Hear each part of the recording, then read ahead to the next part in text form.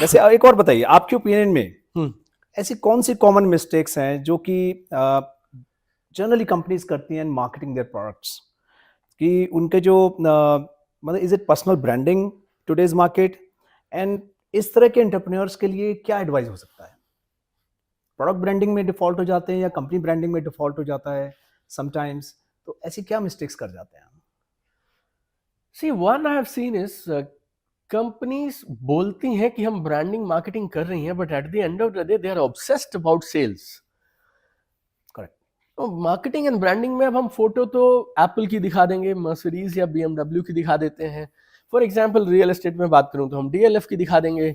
But these brands have built their reputation over, DLF बोलूं तो कम से कम 30 से 40 साल होंगे, definitely more than right? That. And Apple, Mercedes, BMWs and all, और Rolexes and all, I mean ये मेरे तो छोड़ दो, मेरे शायद पापा के पहले के हैं ये सारे ब्रांड। That's right. तो ये लोग अपने साथ वो जो 60 साल, 70 साल, 100 साल की लेगेसी लेके चल रहे हैं, उसको बोलते हैं जी मार्केटिंग। अब मार्केटिंग के नाम पे लोग, जैसे हमारी एजेंसी में भी आते हैं लोग, मतलब वो हमने 2 अलग डिपार्टमेंट रखे हुए हैं, one is branding and second is sales. अब वो चाहते हैं ब्रांडिंग और उसके बाद तीसरे दिन आ जाते हैं, वैसे पोस्ट डली थी बजाज साहब, इंक्वायरीज तो नहीं आई। So people have to understand marketing is for longer horizon and sales is for today's horizon. दोनों अपनी जगह सही है जी। अगर इस महीने की तनख्वाहें नहीं जाएंगी और खर्चे नहीं मीट होंगे तो then you don't have a tomorrow, but don't mix it, be very clear. अब प्रेशर है तो फिर सेल्स कर लो, कोई बात नहीं। जब मार्केटिंग करनी होगी, कम पैसे होंगे, ज्यादा पैसे होंगे, लेकिन तब फिर ढंग से की जाए। So one is this marketing and sales की distinction companies are missing, particularly Indian companies when we work with them. Second is people are confused about किसको क्या बेचना है।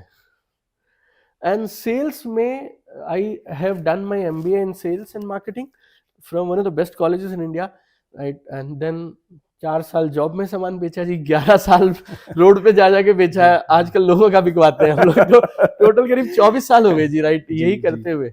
बट आई फील सेल्स में pitching everything is good, brochures, catalogues, everything is good, but if you are not reaching to the right people, it will not work out. मतलब आपका सब अच्छा है, वेरी राइट, राइट, सब अच्छा है, लेकिन उसके पास में बाइंग कैपेसिटी नहीं है, उसकी अभी नीड नहीं है। आपका कस्टमर के साथ अगर आपका प्रोडक्ट फिट नहीं बैठा ना, तो बात बन ही नहीं सकती है। That's right. So we should invest into when we do marketing और पर्सनल ब्रांडिंग और इवन सेल्स ऑल्सो, क्या बेचना है और किसको बेचना है ना, इस पे जो जोर लगना चाहिए, that is phenomenal. Very right. I mean this fit को ढूंढने में ना राजीव जी, राइट, बेचा कुछ भी जा सकता है जी। मतलब मैं तो उस जगह से आ रहा हूँ आपके पास गुड़गांव से, जहां वो अब 100 करोड़ का अपार्टमेंट बेच देते हैं वो जी। भी आम हो चुका है। अभी देखिए डीएलएफ कंपनी ने क्या किया है कि एक नया प्रोजेक्ट लॉन्च किया डालियास के नाम से। पहले उन्होंने कैमेलिया का प्रोजेक्ट का एक फ्लैट बेचा 100 करोड़ रुपए का, and it was the planning कि उनका एक पाइपलाइन में ऐसा प्रोजेक्ट आने वाला था जिसमें स्टार्टिंग अपार्टमेंट ही 70-80 करोड़ से स्टार्ट होता है। देखिए आप, right, stand alone that project would probably be the total sale value of all the developers. yes single project किया, आपने बिल्कुल सही बोला। यस, वन प्रोजेक्ट एक तरफ और बाकी पुट टुगेदर शायद इंडस्ट्री का एक तरफ हो जाएगा, इतना भारी है।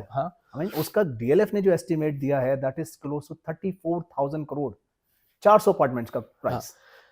You can imagine. अब आप, और मैं आपको सच बताऊं, इनको बेचना आसान है और एफर्टलेसली बिक जाएंगे ये, अगर आपको सिर्फ ये पता हो कौन से उन 400 लोगों से बात करनी है। मैं बताऊं, जो एक 1:10 और ये सब कहानियां सेल्स में चलती है ना जी, आप पहले 10 कॉल करेंगे, फिर 5 उठाएंगे, फिर 5 अपॉइंटमेंट होंगी, उनमें से एक लेगा।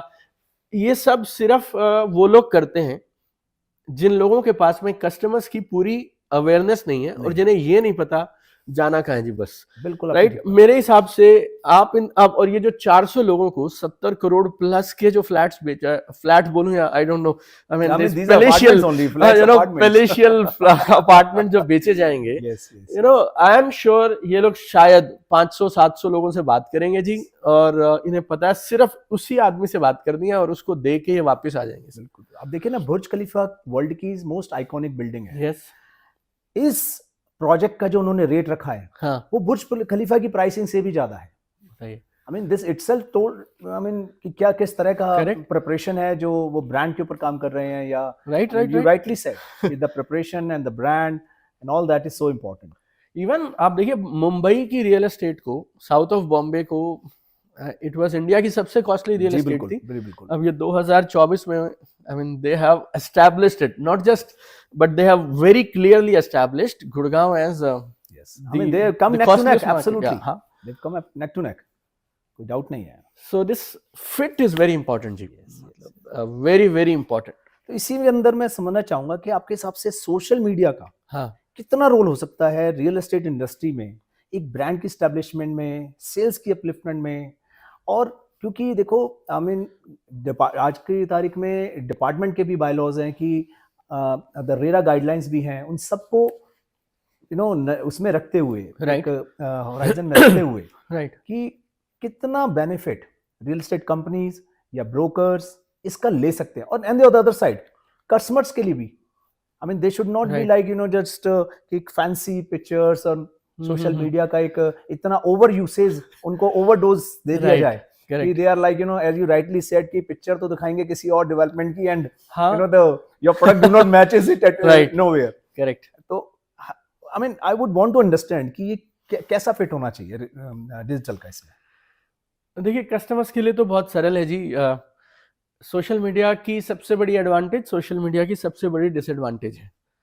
एडवांटेज है सोशल मीडिया फ्री है, कोई कुछ भी डाल सकता है, और डिसएडवांटेज है जी सोशल मीडिया फ्री है, कोई कुछ भी डाल सकता है। तो अल्टीमेटली जी, तो अब इसमें मतलब सरकार अपना प्रयास कर रही है, साइबर क्राइम वाले अपनी तरफ से लगे हैं सर, लेकिन इसको कंट्रोल करना, लाइक लास्ट मंथ के स्टैट्स हैं जी, करीब 525 crore active social media user हैं दुनिया भर में, like 525 crore, right. So anybody practically who is eligible to use social media वो कर ही रहा है जी। 10 साल से नीचे छोड़ दो, 70 साल से, 70 भी क्या बोले, मोदी जी भी खूब कर रहे हैं। 800 करोड़ तो मेरे ख्याल से पूरे दुनिया की आबादी है। पॉपुलेशन ही है। हाँ, तो आप माने ऑलमोस्ट 70%। हाँ जी, हाँ जी, तो 70%। और इसमें भी अफ्रीकन कॉन्टिनेंट में एक दो कंट्री अगर आप छोड़ देंगे तो वहां पे 10 to 15% की पेनिट्रेशन है, पॉपुलेशन अच्छी खासी है। तो अगर आप देखेंगे तो otherwise rest of the world 80 to 85% पे खड़ा हुआ है। मतलब जो बूढ़े हैं या बच्चे हैं जो फोन नहीं संभाल सकते, उनके अलावा everybody is on social media, right.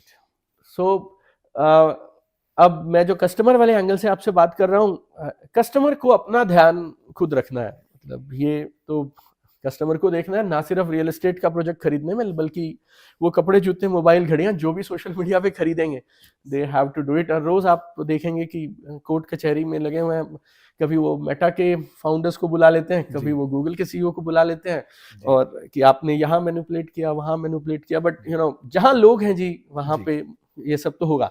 So people have to be aware, it's very simple, and they should always remember जब तक वो अपनी तरफ से अपनी ड्यू डिलिजेंस ना कर ले तब तक सोशल मीडिया इंफॉर्मेशन के लिए ठीक है, डिसीजन मेकिंग के लिए सही नहीं है। तो ऐसे एक लाइन में अगर मैं आपको बोलूं, it's the best medium for information but not the best medium for decision making. Decision making has to be done through due diligence, right? That physical touch, that physical due diligence, as you rightly said. Or consulting people, talking to people. Yes. Like you go to Make My Trip, for example, they have posted two kind of photos of every hotel on their portal.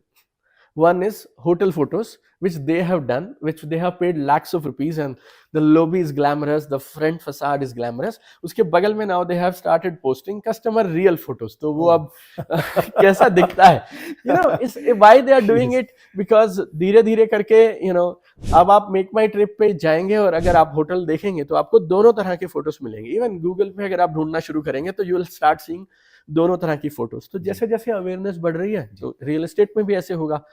Now I come to the channel partners and the companies. मतलब Bill Gates बोलते हैं, the business that will not be online, those businesses will not be there, they will be out of business. और मैं sales और marketing, क्या बोलूँ मैं, sales, I am a hardcore sales guy. तो सेल्स और मार्केटिंग वालों को वहां होना चाहिए जहां लोग हों, और लोग अगर सोशल मीडिया पे हैं तो वहां होना चाहिए, तो आपको वहां होना चाहिए। yes. मतलब मुझे प्रयास नहीं करना, मेरे पास डेटा है जो बोलता है हिंदुस्तान में करीब करीब 45 से 50 करोड़ लोग रोज करीब करीब 2.5 घंटा सोशल मीडिया पे हैं, तो वो नेचुरली उधर बैठा है। That's a huge number. It's a huge number, Actually. मतलब एक्चुअली इस नंबर को सुनने के बाद और इसको डिस्कस करने के बाद हमें इसका जवाब भी देने की जरूरत नहीं है इस पूरे सवाल का. Why? You do if you have guts to avoid this and neglect this big Yes. करीब 50 करोड़ हिंदुस्तान की 40-50% आबादी अगर आप इग्नोर कर सकते हैं तो मत आओ सोशल मत मीडिया आइए, पे, आप yes, हेलो जहाँ yes. हो, राइट. और Yes. मेरा पॉइंट पता क्या है, बहती गंगा में हाथ धोना चाहिए.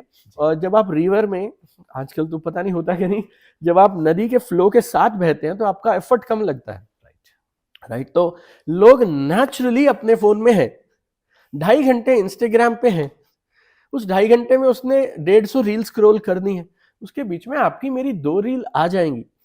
तो मतलब इसमें इट्स लाइक फ्लो के साथ जा रहे हैं. तो मतलब मेरे हिसाब से मैंने नहीं देखा जी और किसी एडवर्टाइजिंग मीडियम में उस लेवल तक की टारगेटिंग पॉसिबल है और वहां तक रीच आउट पॉसिबल है जिसमें जितना सोशल मीडिया में है.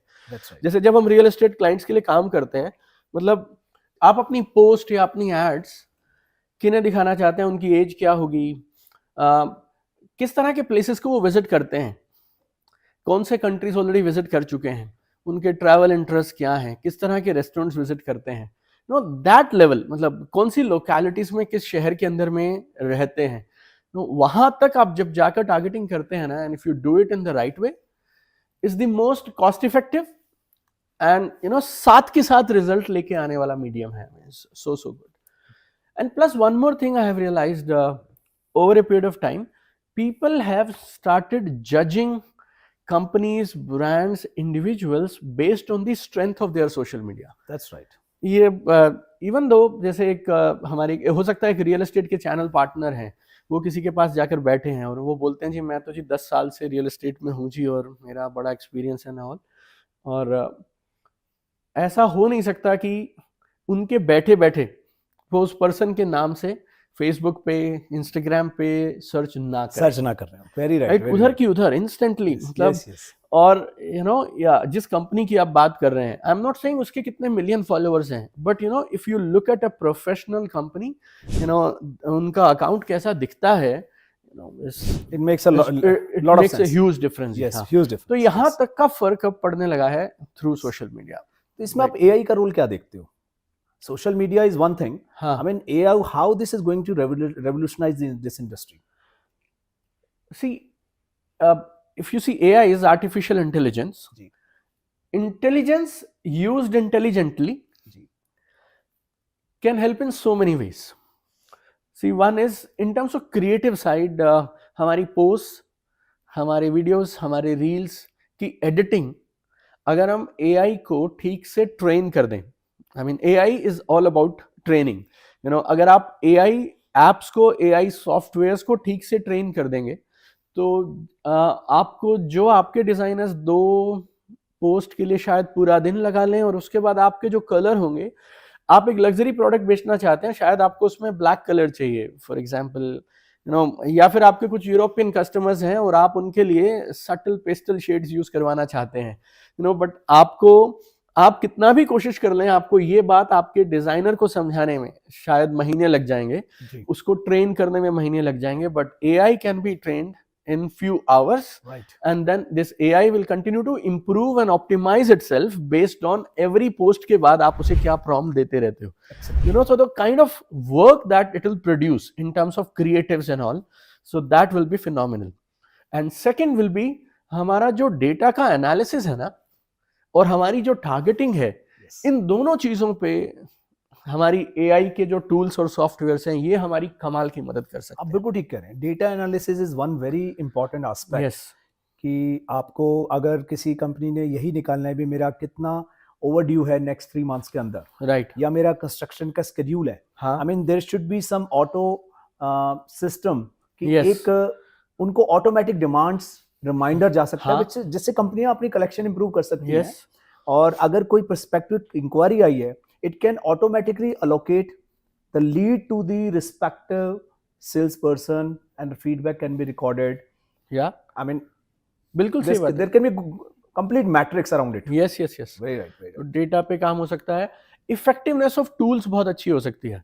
Like for example, I give a prompt to an AI agent जिसमें मैं ये बोलता हूँ कि I want to sell property worth 3 crore rupees to people who are above 50 year of age.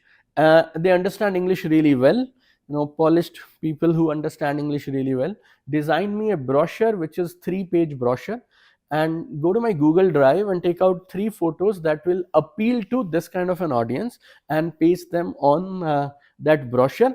Use that language. That language is being used by top brands for selling their 1 crore plus rupee car, and the style of writing has to be English, and it has to be British English, not American English or not Indian English.